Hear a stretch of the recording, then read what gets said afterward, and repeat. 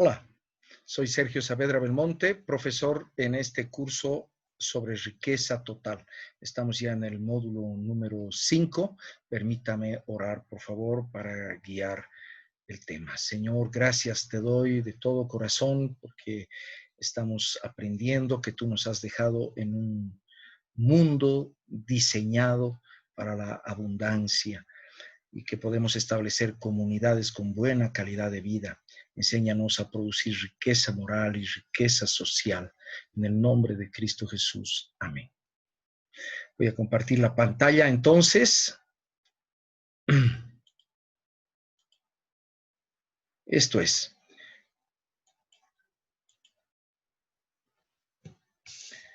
Sabemos que riqueza total es una propuesta para mejorar la calidad de vida de una comunidad, sea esta una familia, una iglesia, una organización social de base, un municipio. Es una propuesta de tipo económico, social, educativo, basado en la Biblia, la palabra de Dios, y que está enfocada en grupos que no son pasajeros, grupos que tienen ya cierta estructura de convivencia. Esas son las comunidades a las que estamos apuntando. La producción de riqueza moral y riqueza social en este tema número 5. Bien, volvemos a nuestro arbolito que habíamos compartido en el anterior tema y a ver si podemos ubicar la riqueza moral en este arbolito. Las iniciales están dadas, así que no es tan difícil. La riqueza moral tiene que ver, muy bien, ustedes ya lo identificarán. Nuestro Señor Jesucristo ha establecido un mandamiento y quiero subrayar la palabra un mandamiento. Este es el amar a nuestro prójimo como a nosotros mismos. Toda la ley en esta sola palabra se cumple. Amarás a tu prójimo como a ti mismo. Amar a Dios y al prójimo es todo lo que Dios demanda del ser humano. En esto tenemos que estar claros y tenemos que estar tranquilos. Dios no es un guardián, un policía que está detrás de nosotros con un palo viendo qué cosas fallamos, qué cosas no cumplimos. Hay un solo mandato que Él nos ha dado, que es amarle a Él en Jesucristo y al prójimo como si fuéramos nosotros mismos. Y nosotros tenemos este mandamiento de Él, dice 1 de Juan 4:21, el que ama a Dios, ame también a su hermano. La riqueza moral es esto, básicamente, es vivir por el principio relacional del amor. ¿Por qué decimos relacional? Porque es un principio que tiene que ver no conmigo mismo, no es sobre mi higiene personal, no es sobre mi disciplina en el trabajo o mi honestidad. Es un mandamiento que gobierna mi relación con otras personas. Y mi relación con otras personas, Dios quiere que sea Él en base al amor. Sin embargo, somos incapaces de vivir este único mandamiento a causa del pecado. No solo tenemos dificultades en nuestras relaciones y somos egoístas con nuestros bienes y solo pensamos en nosotros mismos, sino también llegamos al extremo de odiarnos a nosotros mismos. Somos incapaces de amar a otros porque no nos amamos a nosotros mismos.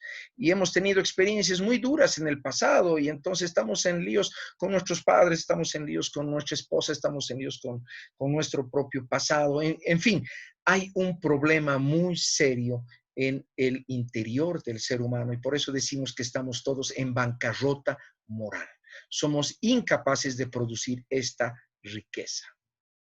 A esto la Biblia le llama pecado, el saber hacer el bien y ser incapaz de hacerlo.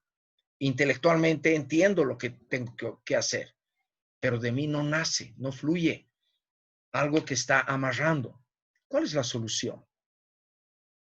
Ahí está como describe la Biblia el pecado. No hago el bien que quiero, sino el mal que no quiero, eso hago. Y si hago lo que no quiero, ya no lo hago yo, sino el pecado que está en mí. Hay una muy buena noticia. Y es el único modo para resolver nuestra bancarrota moral. Y quiero decir algo, es providencia divina. Dios lo ha hecho para nosotros y por nosotros. Segunda de Corintios 5:17 resume esta buena noticia de la siguiente manera, de modo que si alguno está en Cristo, nueva criatura es, las cosas viejas pasaron, todas son hechas nuevas. Tienes la oportunidad de un nuevo nacimiento, un nuevo comienzo, esta vez en relación consciente con Dios como Padre, con Jesucristo como tu Señor y tu Salvador, tu hermano mayor, tu guía, el Espíritu Santo como una fuente de agua viva en tu interior. Entonces todo puede comenzar y la vida puede tener otro fin y otro rumbo diferente al que has tenido hasta el día de hoy. Eso es el Evangelio, una excelente noticia. Para esto, ¿qué debo hacer? Muy sencillo, pido perdón a Dios. Pido perdón a Dios por mi pecado, por las maldades que hago. Confieso a Jesucristo como Señor y Salvador. De esta manera, puedo recibir al Espíritu Santo, que es una promesa de Dios, y establecer mi nueva relación con Dios como Padre y yo como Hijo. Así de sencillo. Es una provisión maravillosa de parte de nuestro Padre. Romanos 8:14 lo confirma, dice, todos los que son guiados por el Espíritu de Dios son hijos de Dios, pues no hemos recibido el espíritu de esclavitud para estar otra vez en temor. Así es como vivimos hoy, tenemos temor de Dios, tenemos temor de acercarnos al ser más maravilloso del universo, pero es por nuestra culpa, sino que habéis recibido el espíritu de adopción por el cual clamamos, Abba Padre, que quiere decir papito amado. El Espíritu mismo da testimonio a nuestro espíritu de que somos hijos de Dios. Así que esta es la excelente noticia. Y como hijos de Dios, producimos el fruto o riqueza moral del amor. ¿Por qué? Porque Dios es amor y como hijos suyos tenemos el ADN de Dios, el amor. Pero el fruto del Espíritu es amor, gozo, paz, paciencia, benignidad, bondad, fe, mansedumbre, templanza o dominio propio. Contra tales cosas no hay ley. No hay ley ya a la cual tengamos que estar sujetos o pretendiendo que esa ley nos lleve a dar buenos frutos. No. No hay por qué. Porque ahora ya nace de nuestro interior como una riqueza eterna el producir la riqueza moral, ¿no? El fruto del Espíritu, que es el amor. El amor implica perdón, debe ser capaz de perdonar, debe ser capaz de pedir perdón a otros. El amor implica confianza en otros. Comienza a confiar en Dios en primer lugar, comienzas a confiar en los demás si eras desconfiado y a ser confiable a otras personas. Es decir, que tu palabra tenga un peso, tenga un valor. Y si dices sí, que lo cumplas. Y si prometes algo, que lo realices. Así que vamos a ver qué es la riqueza moral en su definición. Es la capacidad de obrar en base a principios, no en base a circunstancias. O sea, si veo el cajón abierto con dinero y veo nadie me está viendo, digo, bueno, pero eso no es mío, así que paso de largo, ¿no? Capacidad de obrar por principios relacionales. Ya lo explicamos que era un principio relacional, más que solo por reglas morales o derechos individuales, que es lo que se ha puesto de moda hoy. Hoy se pretende que todo el mundo se corrija porque todos sabemos nuestros derechos y podemos exigirlos. Pero quiero decir que esto es tremendamente individualista porque lo único que genera es enfrentamiento. Yo defiendo mis derechos, el otro defiende sus derechos y entonces estamos enfrentados. No crea convivencia. No crea relación. En cambio, el principio relacional me obliga a pasar el puente de mi individualismo y acercarme al otro en amor. Y ahí están las dos monedas. El perdón, en primer lugar, el perdón con Dios, el perdón con los demás. Es lo primero que Dios me dice, ok, acércate, yo te voy a perdonar, pero si tú estás perdonado ahora, perdona a los demás y aprende a pedir perdón, no seas orgulloso. Y el perdón me lleva a confianza, porque comienzo a restablecer relaciones con la gente y la gente confía en mí y puedo confiar en ellos y si ocurre algún problema está el perdón. De esta manera, entonces establezco dos poderosas dinámicas en mi vida para caminar en relación con otros. El perdón y la confianza. El perdón y la confianza. De esta manera, entonces, el equipo vive y evalúa 5 principios relacionales. ¿Cuáles son? Tu bien a mi costo, la capacidad de sacrificarse por el bien de los demás. No te abandonaré, es un principio de fidelidad. Uno no abandona a su equipo, el equipo no le abandona a él. No te juzgo ni te acuso. No estamos para hacer leña del árbol caído, sino para levantar al árbol caído. Si es que alguien ha cometido algún error, no le caemos, porque esa persona ya se está castigando internamente. Entonces lo que hacemos más bien es animarle, respondemos por nuestro encargo, si tenemos alguna tarea que hacer, responsabilidades para con los demás, pues las cumplo y me sujeto a la autoridad y las reglas. El equipo va a tener un liderazgo y entonces todos tenemos que estar conscientes de este liderazgo y de esta sujeción a las reglas. De esta manera, entonces, se produce la riqueza moral. ¿Qué acerca de la riqueza social? Ahí tenemos el arbolito para que ustedes puedan identificar dónde está la riqueza social. Ya saben ustedes, hay iniciales. Cuando hemos restaurado nuestra relación con Dios por medio de Jesucristo y tenemos así la capacidad de restaurar nuestra relación con todas las personas, lo que surgen son equipos colaborativos. Claro, podrías tú retomar tu relación con Dios y con los demás y seguir viviendo aislado, pero puedes optar por hacer equipos. Un hombre está solo, sin sucesor, sin hijo ni hermano. Nunca cesa de trabajar. Sus ojos no se sacian de riquezas, ni se pregunta, ¿para quién trabajo yo y privo a mi vida de todo bienestar? También esto es vanidad y duro trabajo. Mejor son 2 que 1, pues reciben mejor paga por su trabajo. Pues si caen, el uno levantará a su compañero. Pero ay del que está solo, cuando caiga no habrá otro que lo levante. También, si 2 duermen juntos, se calientan mutuamente. Pero ¿cómo se calentará uno solo? A uno que prevalece contra otro, 2 lo resisten. Pues cordón de 3 dobleces, ahí está Jesucristo, no se rompe pronto. Dios encargó a un equipo, es decir, a una pareja, a Adán y Eva, el desafío de fructificar, multiplicar, llenar y gobernar con justicia toda la tierra. Imaginen este tremendo desafío para una pareja. Fructificar, multiplicar, llenar y gobernar toda la tierra. ¿Cómo lo iban a hacer? Criando hijos, estableciendo equipo con ellos y los hijos de sus hijos, educando. Entonces, ahí está el mandato cultural y es la riqueza social de enfrentar retos tremendos en equipos estables y multiplicadores. El problema de la pobreza radica en nuestra incapacidad de formar equipos estables que enfrenten retos.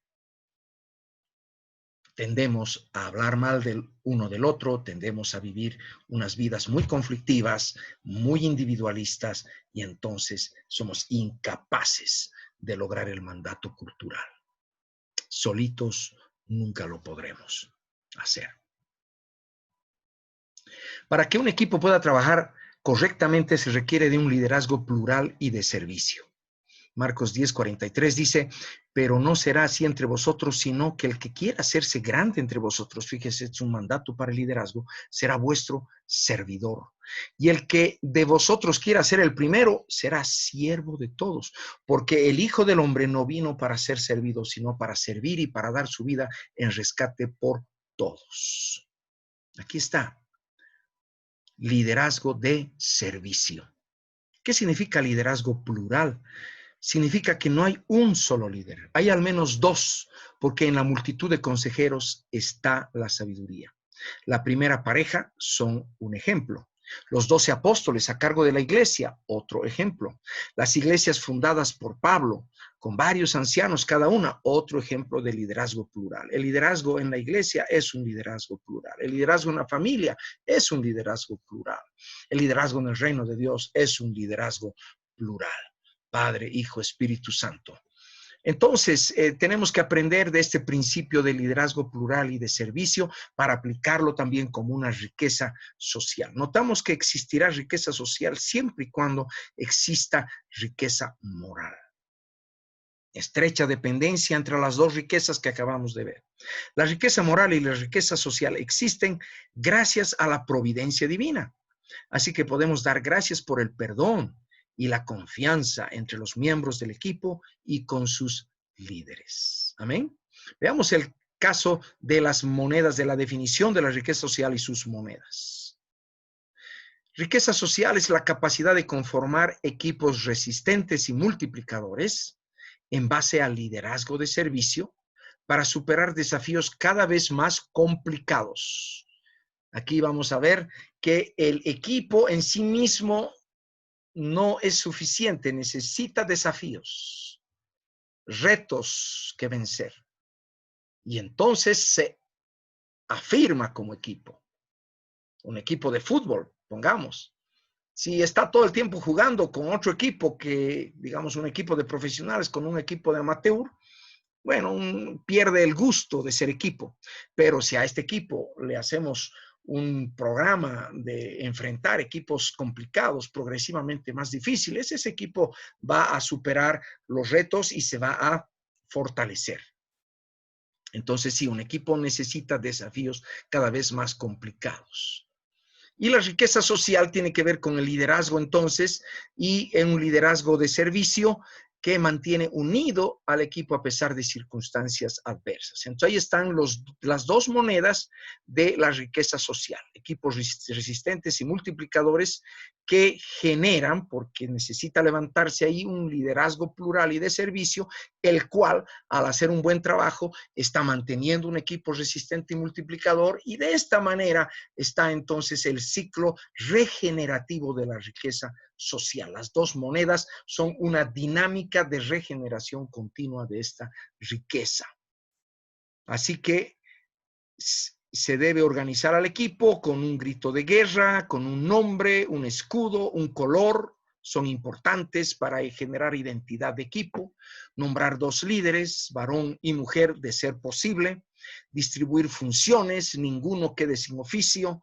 Plantearse objetivos claros, ahí están los desafíos, los retos que va a enfrentar el equipo.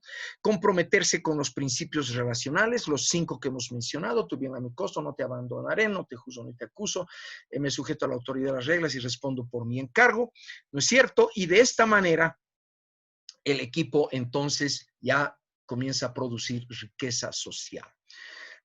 Veamos en el caso de Israel que hemos estado revisando, su mayor riqueza efectivamente fueron las personas, lo vamos a ver aquí, pero personas organizadas, ¿ya? Un economista, Michael Scoyans, dice así de otro economista de Julian Simon, dice así: todas las hambrunas de la actualidad tienen su origen en guerras, ignorancia, malos gobiernos, corrupción o también en disfunciones de los sistemas de distribución. Asimismo, Julian Simon, novelizable, muerto prematuramente, murió joven, mostró que los recursos naturales estaban lejos de agotarse. Fíjense, esto es algo que lo hemos venido diciendo desde el primer tema de este curso. Vivimos en un mundo diseñado para la vida abundante. Los recursos naturales están lejos de agotarse. El único recurso que corre riesgo de faltar es el mismísimo hombre. Solo él tiene el poder de hacer de cualquier cosa un recurso y de un recurso una riqueza.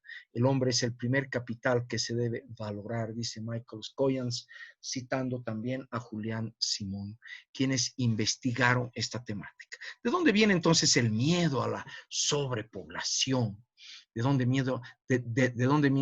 viene el miedo a que nuestro mundo quede desértico?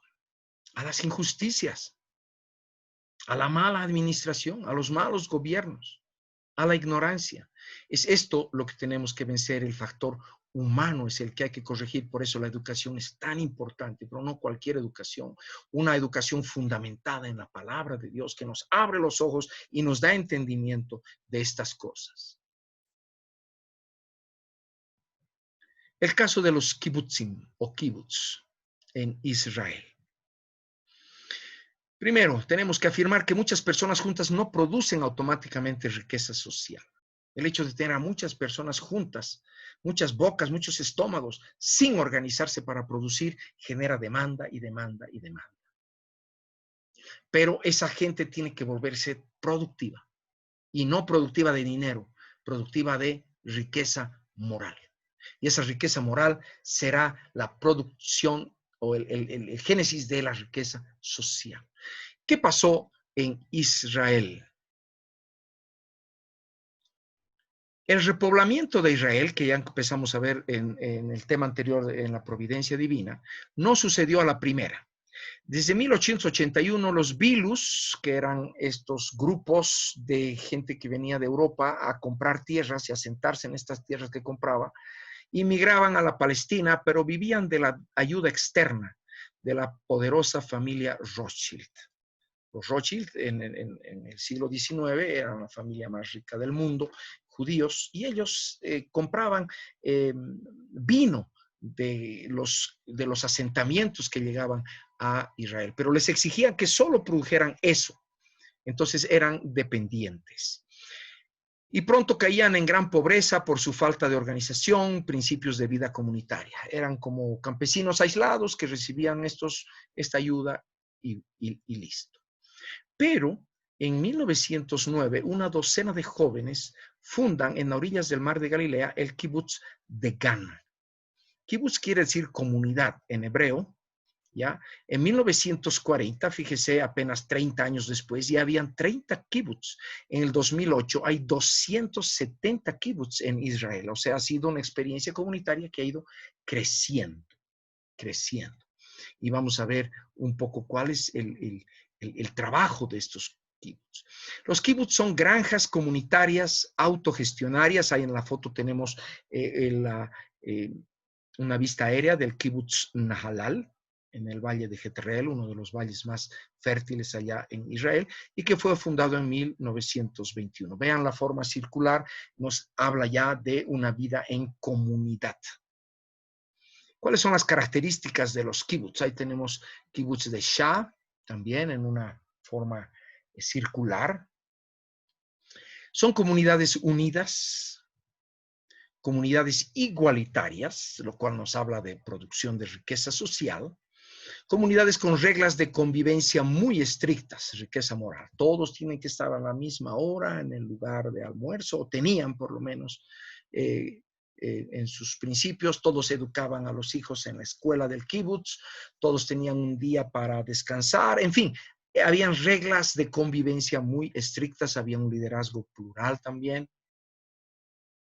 Eran como familias ampliadas y, por supuesto, semilleros de nuevas familias. Eran autogestionarias en su alimentación, quiere decir que ellos mismos producían lo que comían, producían lo que vestían, producían su vivienda, su educación, salud y hasta entretención. Tenían sus propias orquestas o ellos mismos edificaban sus piscinas, sus lugares para pasar el tiempo libre. Han generado pequeñas empresas de transformación que hoy son grandes empresas. Más tarde vamos a ver algunas empresas que han surgido en los kibutz que están bendiciendo al mundo entero.